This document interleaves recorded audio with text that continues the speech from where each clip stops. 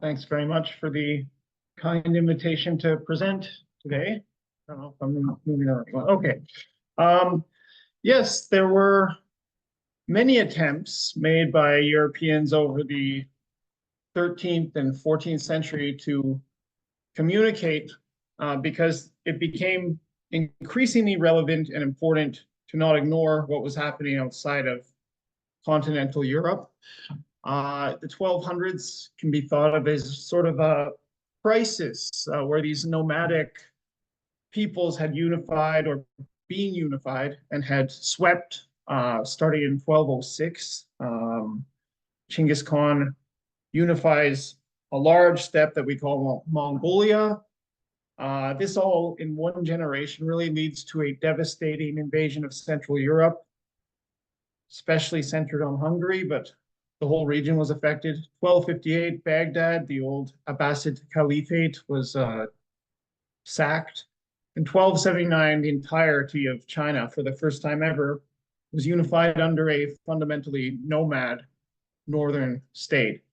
And all of this was one empire. So it was a crisis and also potentially a conversion opportunity in the eyes of some in the papal curia missionaries. But as for its effect on Europe, the first major incident that got everyone's attention, the Mongol invasion of 1241-42, it was short, but it was devastating. Not just for Hungary, but Poland, Moravia, Bulgaria, they were all affected. The Mongol presence continued long after, in the general region at least. They pulled out of Europe for the most part in 1242, but they were still on the border. The Rus, the Bulgarians were under occupation, and there was no idea in Europe that the Mongols had left or that the threat was over in 1242. You'll come across lines like that in modern history books, but that wasn't the impression at the time. New attacks were expected, and the Pope in 1244, Innocent IV, saw it as a real threat. Just to show you the long-term demographic and social impact of the 1241-42 invasion on the Kingdom of Hungary, widespread depopulation. And into those regions, depopulated regions, were settled the Seke people, the certain Muslim groups, and Pechenegs and Cumans, who had once been sort of enemies or kept out of the kingdom, were now invited in. And these were large settlements, as well as the Yaz people, who were probably from northern Caucasus region. So looking a little bit at interactions in the pre-invasion period with steppe people, so the 1220s to the 1240s, we see that the Hungary-based mendicants, the Dominicans, who set up and gradually grew in Hungary, had a much easier time communicating with steppe people like the Cumans than other Europeans, like Romance language speakers, Germans, etc., did. And this would probably just have been part of their shared vocabulary in part, and the language structure being more like Turkic, more like the Cuman Turkic. However, it could have also been the long shared history and interactions with Turkic-speaking troops or settlements that were housed in Hungary. These are well documented in the 1100s, but there's even earlier and frequent contacts. The Hungarians seem to have stories that Cumans and Pechenegs came with them or settled somehow. And the early Magyar language has a lot of these Turkic terms in it, predating the Ottomans. So there was just more crossover between them for whatever reasons. There's a Friar Svipertus in 1259 who compiled a history of the Dominican friars' missionary work in Hungary. Their efforts expanding and trying to convert the nomadic Cumans in the 1220s, and it didn't seem to go very well. He writes, "They're afflicted by tribulations and scarcely credible sufferings. They, the missionaries, who approached the Cumans in their own territory, were rejected by the pagans and forced to return home. having borne no fruit. But after returning, the Dominicans preached at some great Dnieper river, I would presume, the Dnieper we know today, but it could have been something more like the Dniester or something. But he writes, frequently afflicted by hunger, thirst, and nudity, and various persecutions, some of them were led off to captivity, and 2 of them were killed by the infidels. The others nonetheless kept steadfastly holding out in the duty of preaching that they had begun. And within maybe the late 1220s, they had major conversion successes in terms of the chieftains and their followers who converted, and a convent appeared in Cuman territory. This can be even Moldavia, but this was all Cumania. And so we're not sure of the location, but the Hungarians had made successes. An issue there, or a background context that's important, might be the growing Mongol Empire and the threat it posed to these Cumans that made them suddenly go from despising missionaries to actually converting. And so we have in 1236 or 1235, we have a Friar Julian who was sent out by the King of Hungary to find a sort of ancestral Great Hungary homeland. And his adventures were recorded by a Friar Ricardus in Europe in about 1236, and it describes the Hungarian Dominican Friar Julian came face to face with the emissary of the Tartars. The Tartars, of course, means the Mongol Empire, the constituent people. So Mongols. The text describes the means of communication was via a polyglot emissary. And so the language was probably Hungarian that they spoke. Quote, the nation of the Tatars is a neighbor. In the land of the Hungarians, the said friar came across Tartars, and the emissary of the Duke of the Tartars, who understood Hungarian, Rus, Cuman, Turkic, German, Saracenic, and Tartar. Saracenic, I presume, I still don't know what they always mean, but it's Persian or Arabic. He said that the army of the Tartars, which at that time was only 5 days away, intended to march against Germany, but they were waiting for another army which had previously been sent to destroy the Persians. He went on to be detailed and specific about the Mongol people, the land beyond in the east, and their general concept of a mission of world conquest. So they communicated quite well because a lot of this information is corroborated, these outlooks of the Mongols, etc.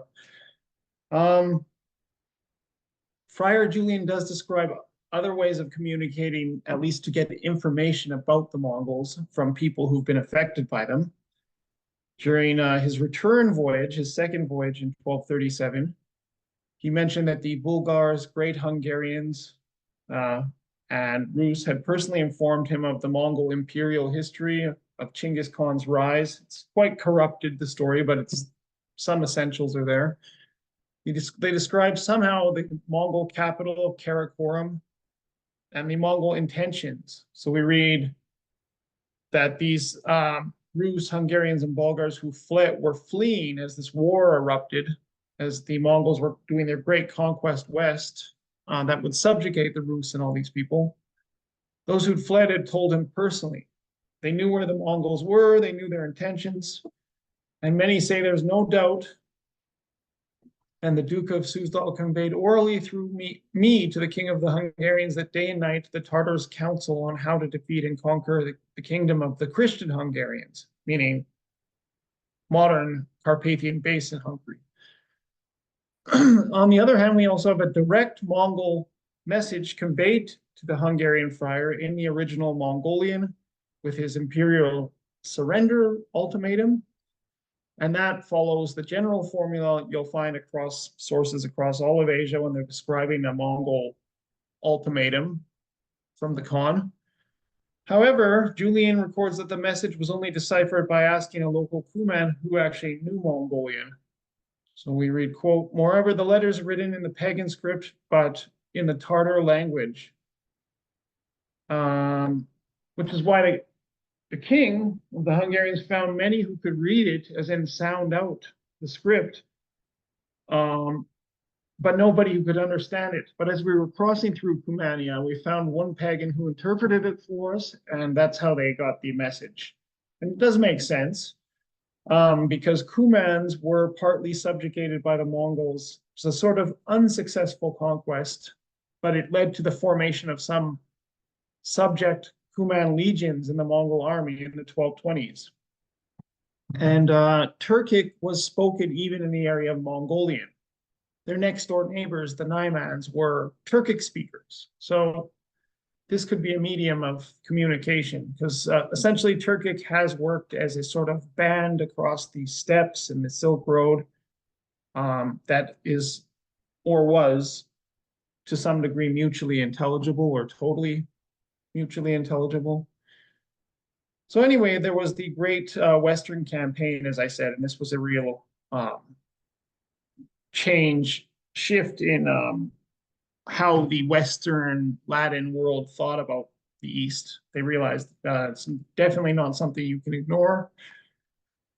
And so post that invasion, even though it ended in the Mongols pulling back from Poland and Hungary, 4 papal missions were dispatched to the Mongols. The most famous one is the Franciscan mission led by John of Gano Carpini, who was sent by Pope Innocent IV to Mongolia with letters in 1245.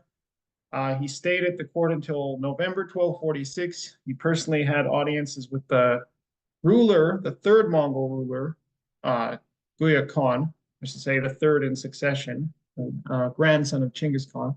And he returned to Europe in 1247.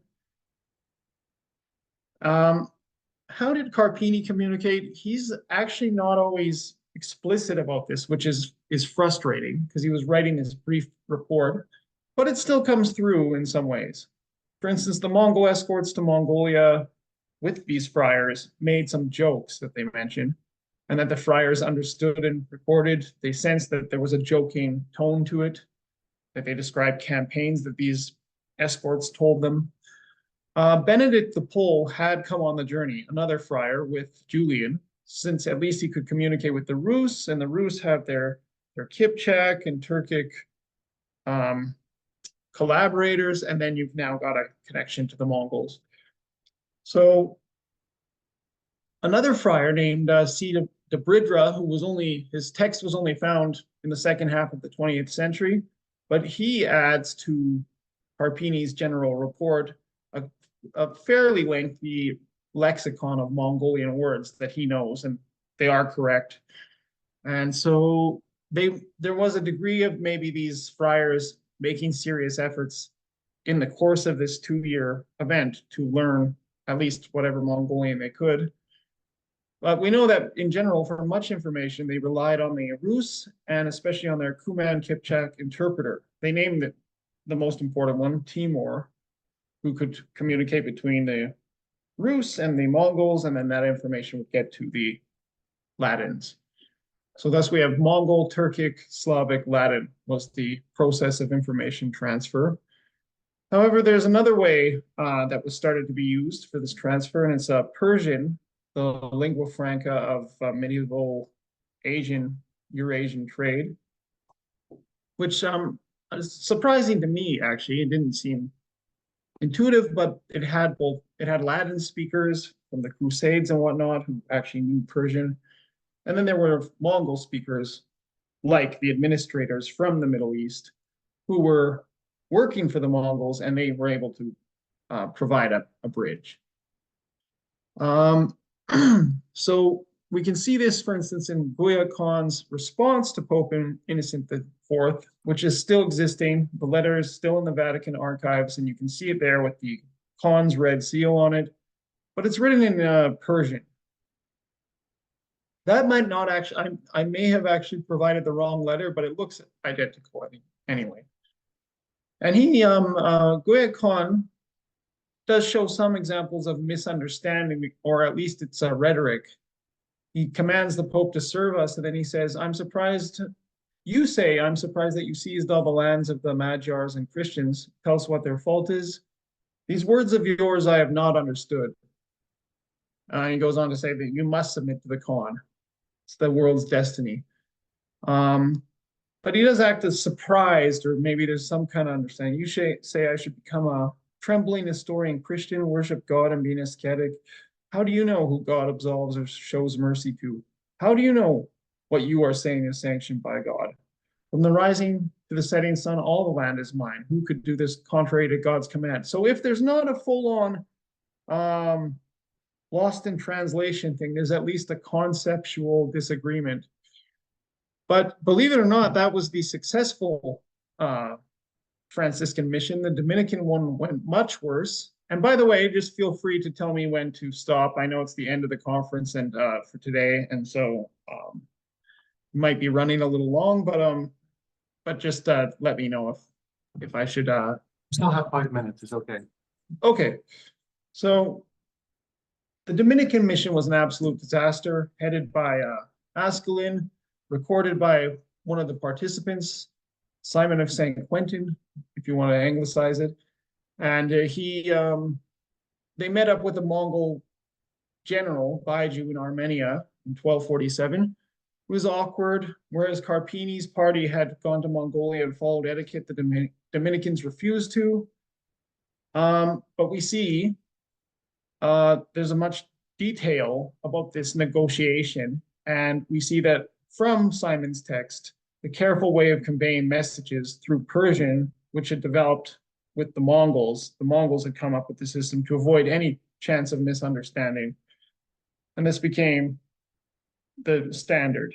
Marco Polo, for instance, a merchant, spoke Persian quite well. So with Simon of St. Quentin's Dominican mission, these are the places he mentioned. They ended up in Georgia and then Armenia. They passed through Turkey. But we see this Mongolian Persian Latin system is being utilized now. So here's a little excerpt from the report. So I won't quote the whole thing, but basically Baiju Noyan's emissaries return and say, our Lord Baiju Noyan through us commands you to entrust the letters of the Lord Pope for him to keep and examine. Having gone back with the letter to their Lord Baiju, they returned a short while later saying that the letter would be translated into the Persian language with the assistance of friars and other interpreters who were present there, and then presented to Baiju Noyan and translated once more from Persian to Tartar, Mongol, so that the same Baiju Noyan could listen to it in a clear and understandable way. And then Friar Askelin and 3 of his friars and 3 interpreters and scribes of Baiju had to go out into the sun and standing there with other interpreters, explain the letter of the Pope word by word, for the Persian notaries wrote down what they were hearing from the Turk and Greek, as well as the friars. So there's a hodgepodge happening here. And then they're translated into the Tartar language for Baiju with the help, and they still leave the papal bull attached to it. So they really were, say what you will about the Mongols, they were really trying to get their message across and make sure there was no misunderstandings. But there still did abound these misunderstandings. We see the Mongol emissaries respond, or the sort of ambassadors, when they get the message from the first greeting from the Europeans, they say, how speaking such proud words do you say that your Lord Pope is the greatest of all men? Baiju's reply to the Pope at the end of this disastrous mission, he says, your emissaries came and brought us your letter. Your emissaries spoke big words. We do not know whether you instructed them to speak that way or if it was at their own behest. So there's definitely at least a cultural confusion. William of Rubric, he went in the 1250s on behalf of the King of France with a hired Persian or Arabic, perhaps, but an interpreter named Abdullah, who he claimed to speak Mongolian. So Rubric hires him, but Rubric repeatedly complained about the inadequacy of the interpreter in his meetings with Mongols. So it didn't work that well. So ultimately, by the late 1200s, you still have the Golden Horde, the Mongols' great state on the borders and pushing into Europe.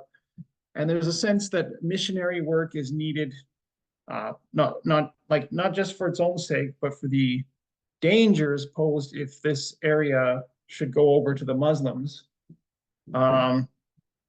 In his petition addressed in 1294 to Pope Celestine V, the famous Catalan theoretician of Catholic missionary activity, Ramon Llull, called on the Roman pontiff and the cardinals to make efforts in order to intensify the preaching of the gospel among the Tartars. Quote, or not quote, but lest these people be converted to Islam by active clerics in the Golden Horde. And he petitioned for the creation by the papal curia of specialized language training for European missionaries, saying that the missionaries who were cut out for this work, they had to be able to show knowledge of language and study in the land of the Christians and Tartars, all languages. And he urged this again at the University of Paris. He said it 5 years later, he said, can we at least make sure missionaries know these languages? Because he was seeing that it wasn't being funded. But you can see something like a, Oriental school department or Eastern languages department being formed. These missionaries and people like Lowell would often recommend this because of the Mongol lack of, quote, interest in religion, or it could be seen another way, religious toleration by local Tatar rulers. And this provided a golden opportunity, they thought, for missionary work. In the 1300s, European, primarily Italian traders were arriving as residents to do their trade, often sordid things like slave trade. And they often worked with and supported the missionaries, though many of these practically driven individuals were picking up the local language. We know from the fact that they could get into disputes, friendships, brawls, trade agreements, and act as emissaries to the Pope in association with Tatar princes. And a result of this was the creation of the Codex Cumanicus, a Cuman-Turkic dictionary for European missionaries in Crimea in the early 1300s, a real treasure of literature that provides some of these real 1300s Cuman sentences. And the question might be, if the area is now Mongol ruled, why is it a Codex Cumanicus, which is a Turkic language? And the reason was that the Cuman language had ultimately subsumed the language of the Mongol rulers by the late 1200s, early 1300s. And so they were back to speaking Turkic. And there's a page from the Codex Cumanicus. And if you want to know more about the oft-neglected Friar Julian and Simon of St. Quentin, there are some English translations of their reports. I worked on this, but I still assure you it's good quality. And a forthcoming Central European Medieval Texts series volume from CEU Press by my supervisors and Roman Hautala, a very good Latinist, and me again, I was involved. This has those texts and more from the Mongol invasion period. And if you want to know more about the missionary effort, the best works on these are by Roman Hautala, especially Latin sources on the missionary activity of the Franciscans in the Golden Horde during the reign of Uzbek Khan. So thank you for your time and interest.